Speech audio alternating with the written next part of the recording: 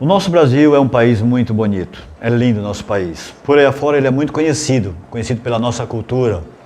Nós somos conhecidos por aí afora como o país nas melhores das intenções, né? No caso, a nossa cultura é conhecida, o nosso samba, o nosso futebol, a nossa capoeira, a nossa caipirinha.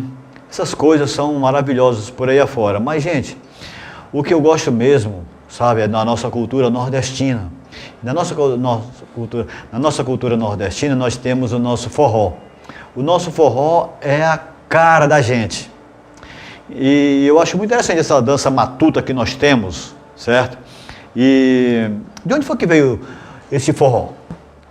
A gente sabe que o forró, que é conhecido, por exemplo, lá desde o final do século XIX, de acordo com o folclorista Luiz Câmara Cascudo, ele diz que é a dança do arrasta-pé. E a gente pode reconhecer nisso uma verdade. Mas, por outro lado, já tem outras pessoas que já dizem, é muito conhecida essa teoria, de que o forró ele vem porque os estrangeiros, quando chegaram aqui no Brasil, eles viram a nossa cultura nordestina, eles viram o nosso arrasta-pé, o nosso forró-bodó, e disse que era uma dança harmoniosa, onde todos podiam dançar de uma forma tranquila, sem atropelar uns aos outros. E ele disse que era a dança para todos, ou seja, na linguagem deles, na língua deles, era uma dança for all. Então, como nós não sabíamos muito, nós não tínhamos familiaridade com a cultura, e com a cultura de fora, e nem com a linguagem dessas pessoas, nós começamos a falar, né, de acordo com essas pessoas. Na linguagem era for all, forró. Se tornou conhecido como forró. Tudo bem, maravilha.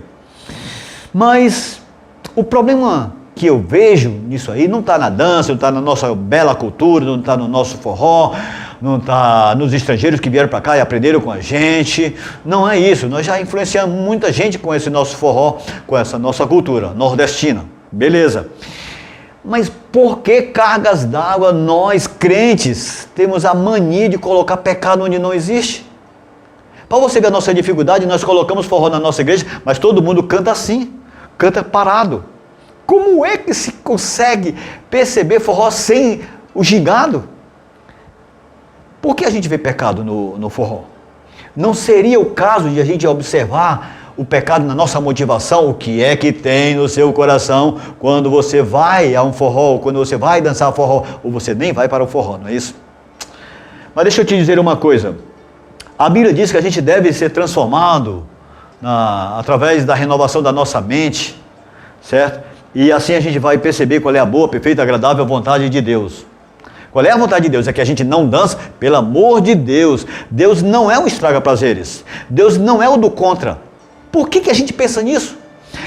Mas a gente precisa aprender outros detalhes. Por exemplo, o catolicismo romano, ele teve a ousadia, maravilhosa ousadia, de aproveitar essa época da colheita para fazer no culto aos seus santos homens do passado, como São Pedro e São João.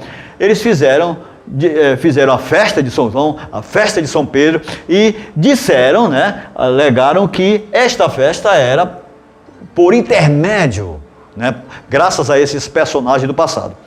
Eu não tenho nada contra a religião de ninguém, eu acho interessantíssimo, porque a religião católica ela foi muito sábia em usar desses argumentos, né, para poder segurar o povo dele. Mas eu acho mesmo estranho a gente não aproveitar o nosso espaço e esta época que é bem cultural para a gente curtir. A gente não sabe curtir, a gente não sabe aproveitar, a gente quer fazer tudo de uma forma como se fosse pecado, como se Deus fosse um estraga-prazeres. A gente não sabe viver e celebrar de uma forma sadia e não leviana. Gosto desses homens do passado. Gosto de São Pedro. Por quê? Porque São Pedro disse que em nenhum outro há salvação, porque também debaixo do céu nenhum outro nome é dado entre os homens pelo qual devamos ser salvos. Então, ponto para Jesus. Ponto também para São Pedro, porque foi ele que falou isso. E por que não ponto para nós? Porque a gente aprende a curtir isso de uma forma saudável. Quer ver outro detalhe? São João, eu não faço culto a São João, mas eu gosto muito da mensagem desse homem. Porque ele disse que, olhando para Jesus, ele disse, está aí o Cordeiro de Deus que tira o pecado do mundo. Não é? Então ele usou a argumentação da época, da religiosidade do povo, para celebrar Jesus. Ele aproveitou a cultura do povo. Então, se nós não temos bons motivos para... Bons motivos nós temos, mas digamos que nós não temos bons motivos para celebrar o São João, nada, pelo amor de Deus, não me venha falar em São João e com Jesus. Mas, se nós não temos esses bons motivos para celebrar São João e São Pedro, nós temos sim motivo para celebrar a vida e motivo para celebrar as chuvas que acontecem para os agricultores, nossos irmãos e contemporâneos e conterrâneos, porque eles estão celebrando a vida a partir daquilo que ele vê como colheita, como bênção de Deus. Nós estamos perdendo a oportunidade de celebrar junto com eles.